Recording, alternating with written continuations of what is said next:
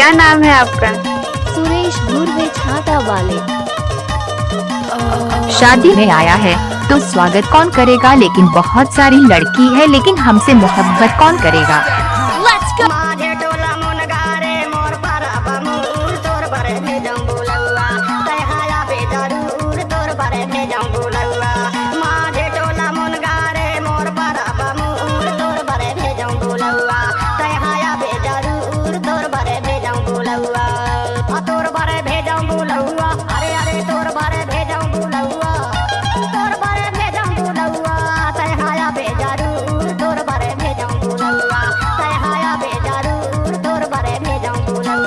नाचा रे नाचा रे नाचा रे।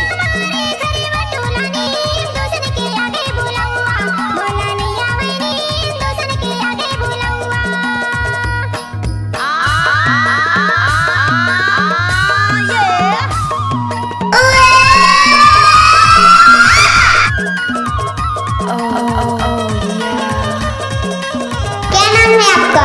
डीजे सुरेश धुर्वे।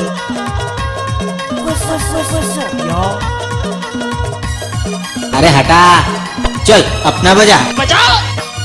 लड़कैया में सीधा चाता जवानी में झोपा, लड़कैया में सीधा चाता जवानी में झोपा, बुढ़वा में सिर डोला अब कैसे होता गाया बेजरूर तोर बरे भेजाऊं बुलौआ, तय हाया बेजरूर तोर बरे भेजाऊं बुलौआ, तय हाया बेजरूर तोर बरे भेजाऊं बुलौआ।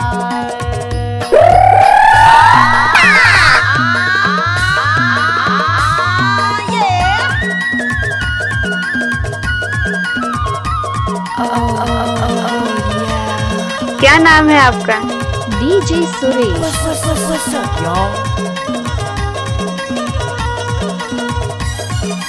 देखिए धर्राएं काट रही है ओम को। डीजे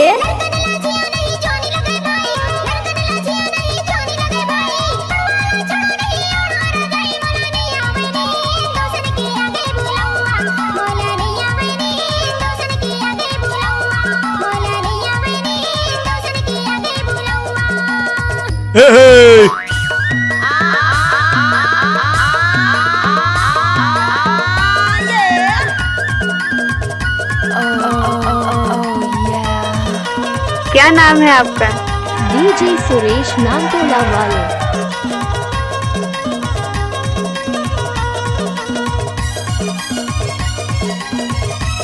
ले भैया ओम को। भुइया में टप टप रस भरे गिरे, भुइया में टप टप रस भरे गिरे, संगी के माया मोर मन ला मोहे तया बेजरूर तोर बरे भेजाऊं बुलौआ, तय हाया बेजरूर तोर बरे भेजाऊं बुलौआ, तय हाया बेजरूर तोर बरे भेजाऊं बुलौआ।